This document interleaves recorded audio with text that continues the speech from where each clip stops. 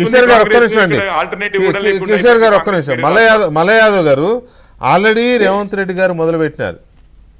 మొన్న పంచాయతీ ఎన్నికల్లో 66% మేము గెలిచాము, బీజేపీ బీఆర్ఎస్ కూటమి 33% ఏమో గెలిచింది అని. ఇప్పటి నుంచో అప్పుడు ఎలక్షన్ల ముందు ఎలాగైతే 2-1 అన్నారో ఇప్పుడు ఆల్రెడీ స్టార్ట్ అయిపోయింది, కూటమి అనే పదం కూడా వాడినారు ఆయన.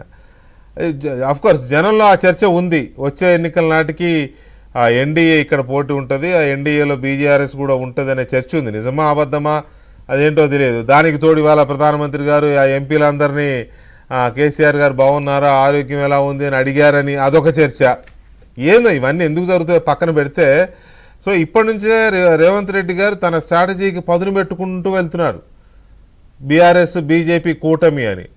బహుశా ఇట్లాంటి స్ట్రాటజీస్తోనే కాంగ్రెస్లకు అధికారంలోకి తేవడం ఖాయం, తాను ముఖ్యమంత్రిగా ఉండడం ఖాయం అనే ధీమాతో ఉన్నారనుకోవచ్చునా? చాలా మంది పదవిలో ఉన్నప్పుడు రేపటి ఇంకా 10 సంవత్సరాలు 20 సంవత్సరాలు మేమే ఉంటామని చెప్పేసి కలలు కనటం అనేది సహజమైన ప్రక్రియ అండి. సహజంగా కలలు కంటనే ఉంటారు, కానీ అది నెరవేరుతుందా లేదా అనేది కాలం పరిష్కారం చేస్తుంది.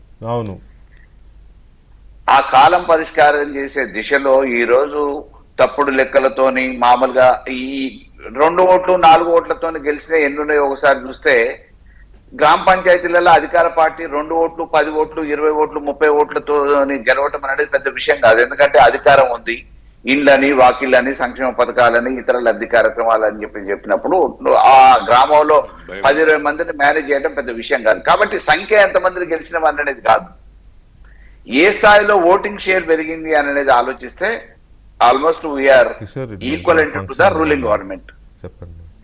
We are equivalent to the ruling government. So ఇప్పుడున్న పరిస్థితుల్లో 2 సంవత్సరాల పదవీ కాలంలోనే కాంగ్రెస్ మీద వ్యతిరేకత ఉంది అనటానికి ఈ ఎన్నికల నిదర్శనం అయితే, రేపు ఇంకా భవిష్యత్తులో గుర్తులతో నుండే ఎన్నికలల్లా ఏ రకంగా రాణించగలుగుతారు, వ్యతిరేకత ఎట్లా పెరుగుతుంది. ఈ యూరియా పోయినసారి ఏదో మామూలుగా యుద్ధం జరిగింది కాబట్టి సెంట్రల్ గవర్నమెంట్ ఇవ్వలేకపోయింది అని అన్నారు. చిన్న చిన్న ఒక్క విషయము, అసలు ఈ గ్రామ పంచాయతీల్లో కాంగ్రెస్ పార్టీ గెలవనే లేదు, మేమే విజయ దుందుబు మోగించామని మీరే ఒక పక్క చెప్తున్నారు. మీ వాళ్ళు మీరు 100% నైతిక విజయం మాదే కదండి. అదే సార్ నేను అనేది 100% నైతిక విజయం కాదులే, మొత్తం బ్రహ్మాండం గెలిచామని చెప్తున్నారు. కానీ చెప్పండి, తప్పేం లేదు. అక్కడేమో గెలుపు మాదే అంటారు, గుర్తులు లేని ఎన్నికలని ఇంకో వైపు అంటారు. గుర్తులు లేని ఎన్నికల్లో వాళ్ళది గెలుపు కాదంటారు, మీది గెలుపు అంటారు. అంటే ఇది కొంత కాంట్రాడిక్టరీగా ఉంది. సార్ ఇప్పుడు అధికారంలో ఉండి కేవలం 2 సంవత్సరాల కాల వ్యవధిలోనే ఇంత ప్రజా వ్యతిరేకత మూట కట్టుకోవటం అనేది అది రేపు పతనానికి నాంది అని చెప్పి చెప్తా ఉన్నాం. ఎందుకంటే గతంలో ఏ ప్రభుత్వం ఉన్నా, ఏ ప్రభుత్వం అధికారంలో ఉన్నా, జరిగిన ఏ స్థానిక సంస్థల ఎన్నికలలో 2 సంవత్సరాల కాల వ్యవధిలో ఇటువంటి ఫలితాలు రాలేదు. ఇది మొదటిసారి ఫలితాలు ఈ రకంగా రావటం. బాగానే వచ్చాయి కదా, అప్పుడు మీకు ఎలా వచ్చాయి, ఇప్పుడు వాళ్ళకి అంతే వచ్చాయి కదా.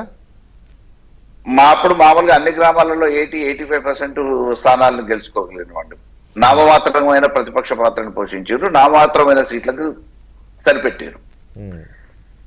కాబట్టి ఈరోజు గ్రామీణ వాతావరణంలో ప్రజలకి ఏ రకమైన అభిప్రాయం ఉంది అనేది వ్యక్తం చేయడానికి వచ్చిన అవకాశం పంచాయతీ ఎన్నికలు. ఈ పంచాయతీ ఎన్నికలలో ప్రభుత్వానికి వ్యతిరేకంగా ఓటు పడింది. ఈ రోజు 50-50లో ఉన్నారు అని అంటే, ఇంకా 3 సంవత్సరాల కాల వ్యవధి ఉన్న తర్వాత సంక్షేమ కార్యక్రమాలు మేము అమలు చేస్తామని చెప్తున్న కాడ ఇంకా అమలు చేయాల్సిన కార్యక్రమాలు చాలా ఉన్న తర్వాత లబ్ధిదారులు ఎంతో ఆశతో ఎదురు చూస్తున్న తరుణంలో కూడా మాకు ఇదో అదో వస్తుంది, ఈ ఓటుతోని ప్రభుత్వాలు మారవు కదా అనే ఒక అభిప్రాయంతో ఉన్న తర్వాత కూడా 50%కి పరిమితమయ్యారు. ఈ రోజు ప్రతిపక్షాలు 50% ఉన్నాయి, 50% అధికార పక్షం అని అంటే ఈ 3 సంవత్సరాల కాల వ్యవధిలో వాళ్ళు ఇంకా డౌన్ ఫాల్ స్టార్ట్ అవుతుంది అని చెప్తా ఉన్నాం.